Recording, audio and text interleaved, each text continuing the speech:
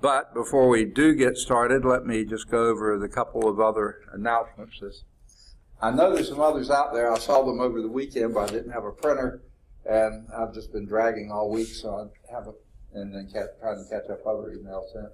So hopefully I'll get some of those done before they're already over with. But one of the big ones is Mr. Durassi is our math team coach. They're meeting every Friday at 12 and every Monday at 3 on the Birmingham West Campus in C100.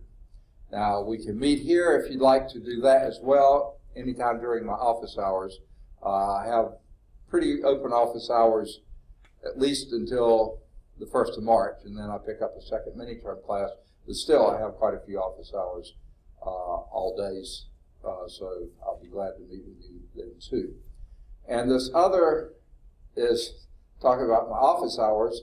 Coming up, let's see, the 22nd is next Thursday, I think it is, but 1 week from tomorrow, yeah. We do have a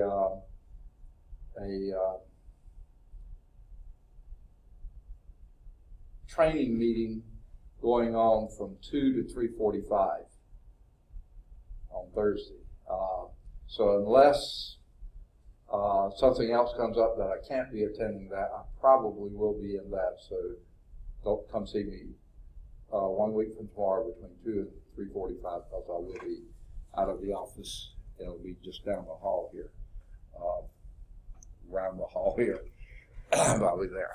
Okay. Any questions on anything we've done so far? Both of you have your test. And you have at least a week to work on it. So please use that time so that if you run into questions, you have at least one day that you can ask and I can try to clarify things, especially if you don't understand what the problem's asking for. If you don't know how to work a problem, though, I won't work any of the test problems in class, but anything you can find in the book similar to that, I'll be glad to work that, and that way, hopefully that'll give you ideas of where to go on the test problem. I think they're pretty straightforward. At least from my viewpoint, they seem, I don't have a student's viewpoint, they may be a little fuzzy in some instances, so let me know if you do need any. Okay, we're in Chapter 2, that's differentiation.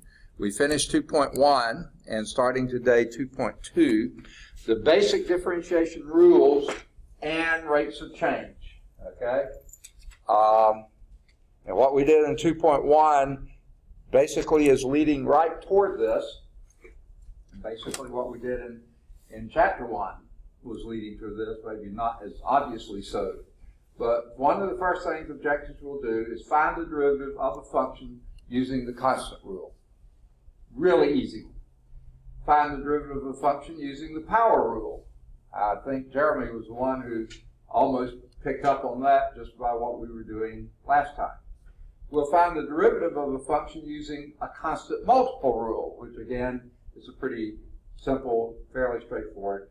And we'll find the derivative of a function using the sum and difference rules, which again are pretty straightforward. So I think you'll find these follow each other pretty nicely.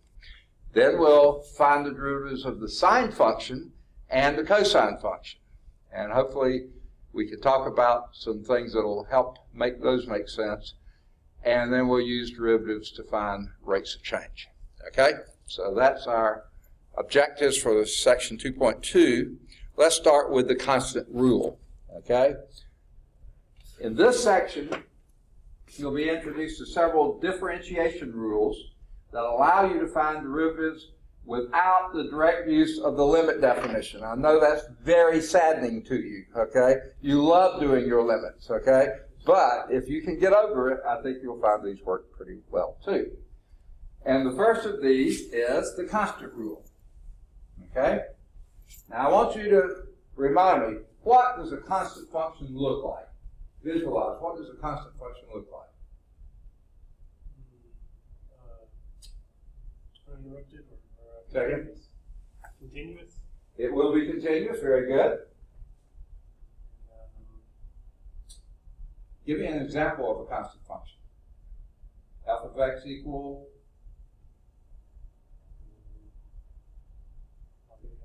X squared?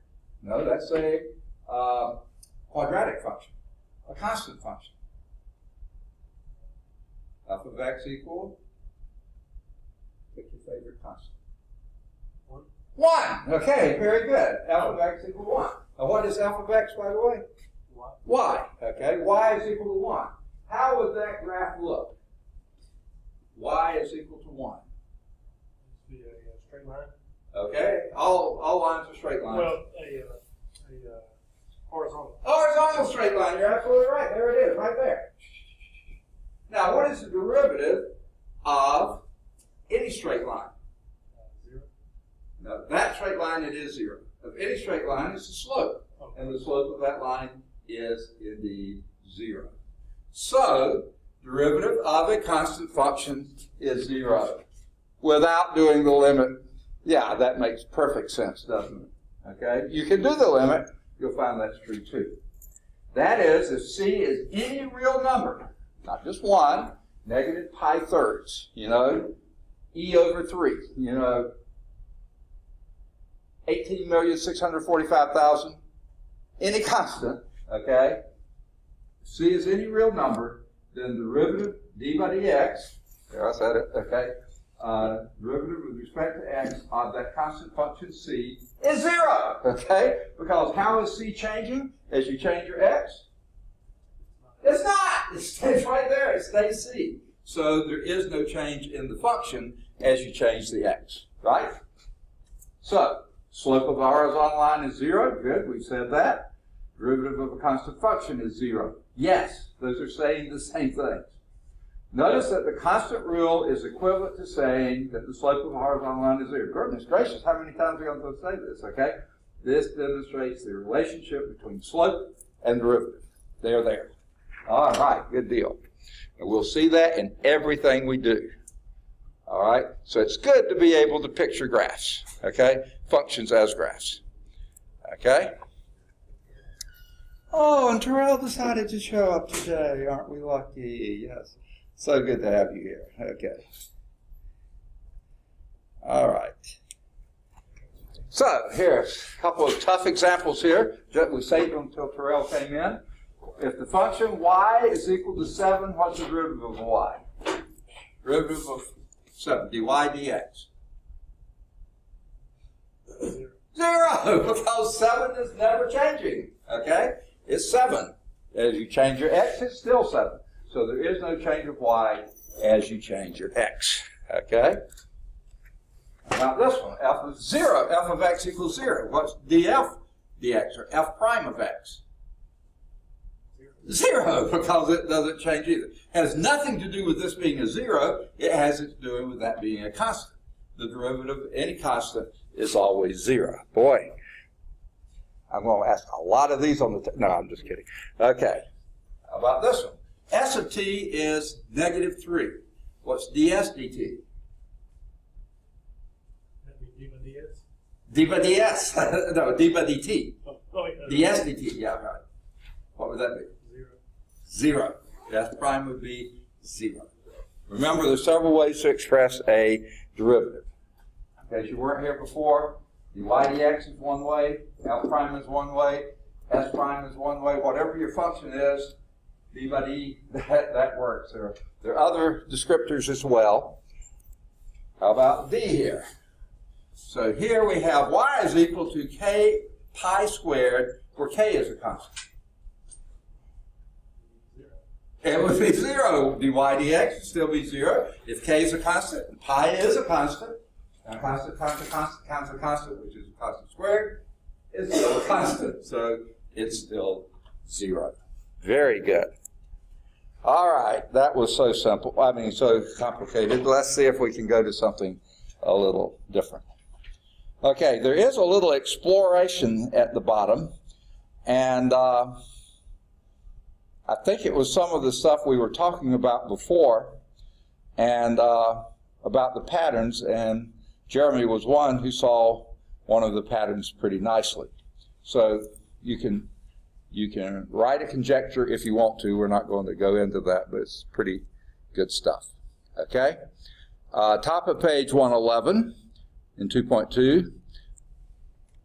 the power rule. Okay? Now, before proving the next rule, and this is basically what part of that conjecture was about, it's important to review the procedure for expanding a binomial.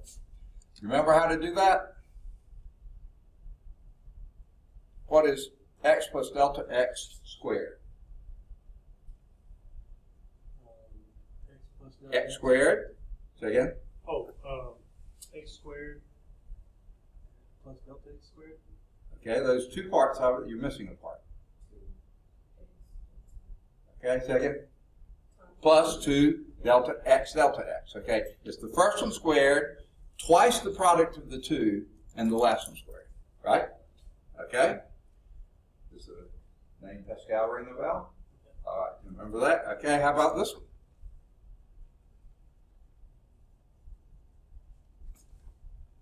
X plus delta x cubed. How would it start? X cubed. X cubed.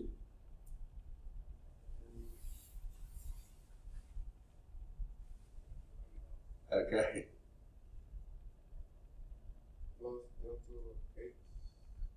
Okay.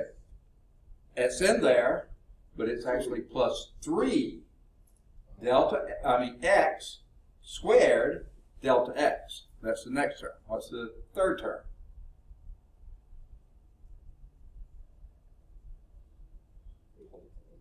Plus 3x to the first power, delta x to the second power, plus delta x cubed. The last one cubed. Okay, now I don't know, didn't I show you Pascal's triangle before? Or was that my other? I did, okay. I want to make sure I had. And I'm doing it too. Second? Yeah, I was going to say Nakoma. I didn't recognize your last name. Rutledge, there it is.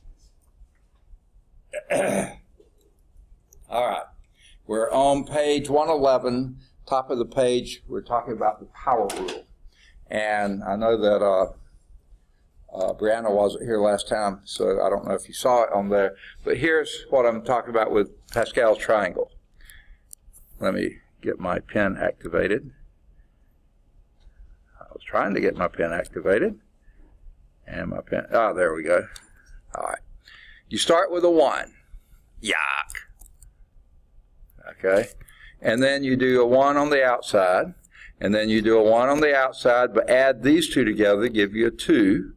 And then you do a 1 on the outside. Add these two together, you get a 3. Add these two together, you get a 3.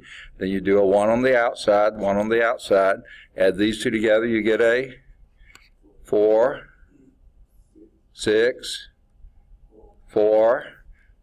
Then a 1 on the outside, 1 on the outside. Second? Yeah, you keep going.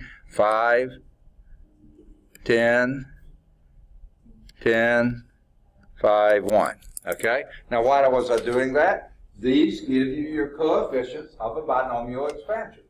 For the first one, to the 0th power, that's just the number 1. X plus delta x to the 0th power, or anything to the 0th power is 1. And then x plus delta x to the first power would be x plus delta x. 1 is your coefficient for both of those. To the second power, it'll be 1, 2, 1. Okay? For your third power, 1, 3, 3, 1. 1, 3, 3, 1. So this is the fifth power. 1, 5, 10, 10, 5, 1. Okay? Those are your coefficients. And this is Chester. Okay? Okay. So, this is how we get all those. Okay? Notice 4, 1, 4, 6, 4, 1. Okay? It's right there. Okay? That's how you get your coefficients of your simple binomial expansion. Okay? Now, that's not the only way you can get them, but that to me is the easiest way to remember. That's called Pascal's triangle, named after Blaise Pascal, who was a Blazer fan. No, I'm just kidding. His first name was Blaise. And he, quite a prolific mathematician.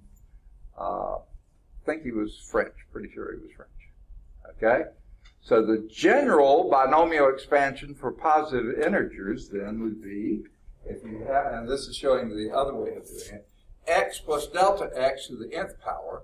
You start with the first term, x raised to the nth power, plus, because that's a plus there, x to the n minus 1, you drop 1 there, times delta x, but your coefficient is going to be that n. So it's going to be plus n, x to the n minus 1 times delta x. Plus, okay, now, that next term, it's so simple to see on Pascal's triangle. But how can you write a algorithm for it, you might say? What you do is n times n minus 1, n minus 1 times n, or n times n minus 1, the coefficient here times the exponent there. You're going to drop this by 1 and make it n minus 2, increase that by 1 and make it squared. But this n times n minus 1, the next thing you do is divide by which term it is. This is the first term, that's the second term, so you divide by 2. Let's see if that works. Which one you want to use? You pick one up. Second? The fourth. The fourth, okay? So the first is going to be 1, x to the n, okay? Plus, okay? The n here was 4. 4 times 1 is 4. X to the n minus 1, which is 3. Okay? There it is, 4x to the third delta x. Okay? Then the third term will be n times n minus 1. That would be 4, let's see. N was 4, and n minus 1 was 3. 4 times 3 is 12, but divide by 2, and that gave you your 6. And then you drop this by another one, x to the n minus 2, delta x squared. Okay? And then the next one would be the previous one, and you just keep on going like that. That would be this one, n minus 2 times the coefficient here. This n minus 2 was 4. So that's 2 times 4 times 3. 2 times 4 times 3. Then divided by 3 because it's the next term. 2 times 4. 2 times 3 is 6. So this is a much harder way to come up with these numbers. Pascal's triangle is a really simple way to come up with it. But that's what you do. You just keep on going down. And every time you go down 1 in x, you go 1 up in delta x. Until the last term, you get back to a 1 as a coefficient, delta x to the nth power. You don't have any of the x's in there anymore. Okay? Now, why did we do all that? Well, here's something they wanted you to notice. Delta x squared is a factor of all the terms passed here. Well, so what? Okay? But it's a factor for all those. Okay? Now, they don't say why that's important. They just say notice it's a factor. This only had a delta x to the first power. This didn't have any delta x's. But all the ones passed here had at least 2 delta x's.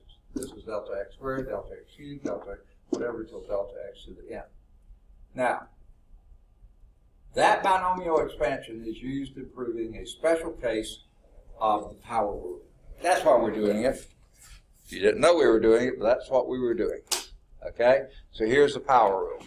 If n is a rational number, now what do we mean by a rational number? Rational number. Second? Okay, not quite, but it's you usually do that with it. What's the first 5 letters of rational number? Rational. ratio. What is a ratio?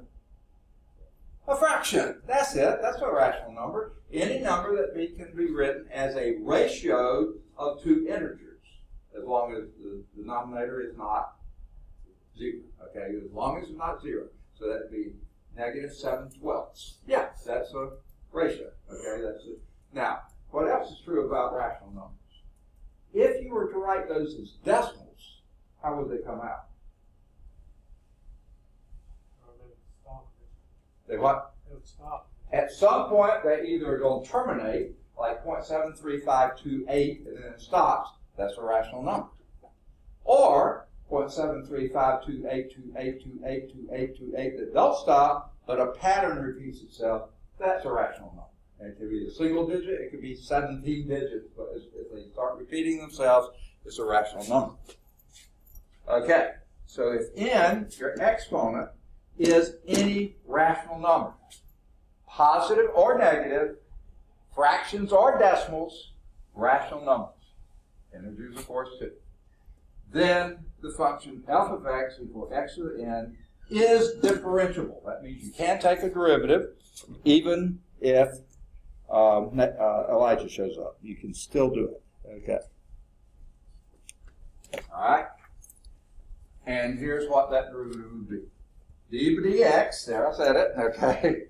Derivative of the function with respect to x, how that changes with respect to x will be n times x to the n minus 1.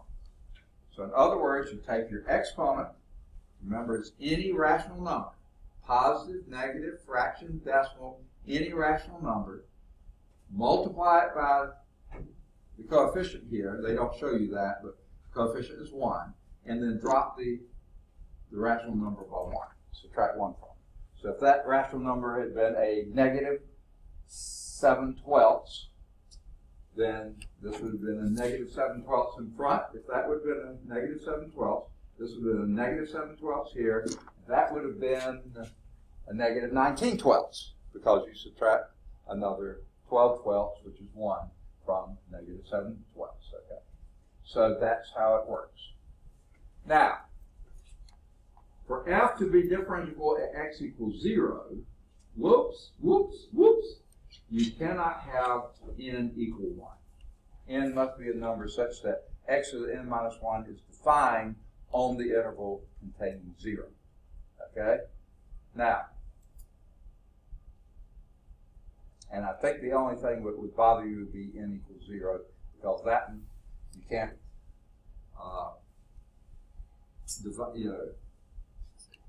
am I saying that right? N must be a number such that x to the n minus 1 is defined on an interval containing 0. Yeah, because you can't do, if n was 0, subtract 1 from it, you have 0 times 1 over x. 1 over x is not defined. Okay. So that's the one, I think the only one, that we really have to worry about there. Okay? So, when using the power rule, the case for which n is equal to 1, that's what I was just saying, is best thought of as a separate differentiation rule, completely.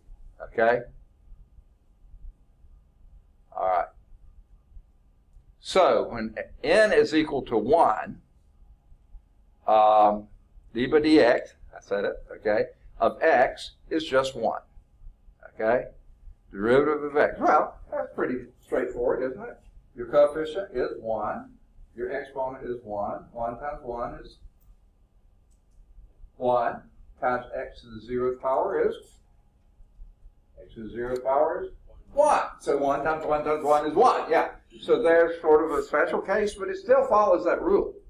Still follows the rule. That rule is consistent with the fact, okay, let's think, remember, we go back to our graphs. Here is the function y is equal to x, so f of x equal x, right? That's your function. That's your identity function. And what's true about that? It exactly bisects the first quadrant and the third quadrant, by the way. What's your slope of that line? It is a straight line, by the way. What's the slope? 1. So d by dx of dx is better be 1. Now,